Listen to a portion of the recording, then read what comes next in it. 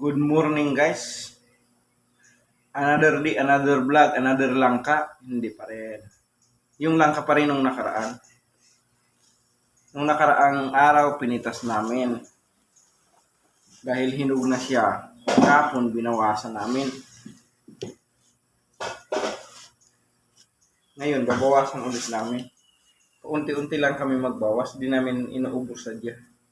Para matagal ubos. Ano lang namin siya yung panghimagas-himagas.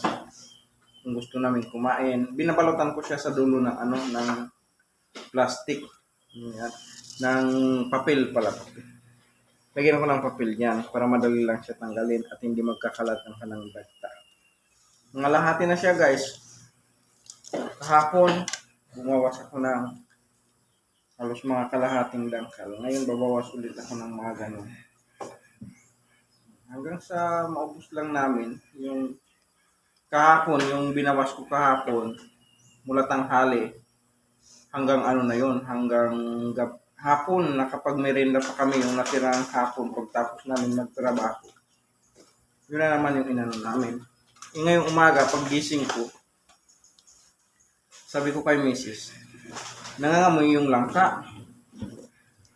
At pahiwa ulit siya. Hinog na siya, guys.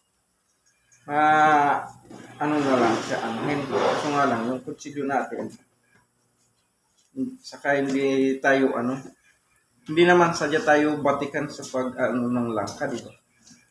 Kumbaga yung sa atin ay, wala lang, basta magayat lang natin, di ba? Sa mga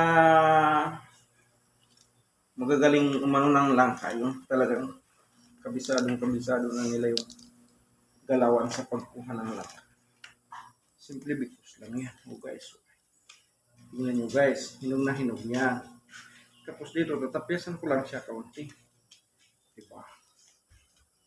May panghimagas na naman kami pagkakain. Friends, anak. Pahinging papel. Bond paper. Lalagyan natin ng bond paper sa taas. Para hindi siya di ba?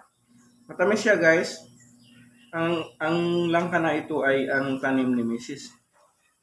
Ito ang kanyang kauna-unahang tanim na namunga na langka. Marami siyang tanim dito. Mayroon pang mga marang. Marang ba yun, anak?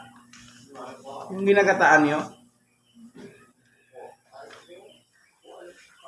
Basta marami siyang tanim dito. Nakaraan yun yung nila.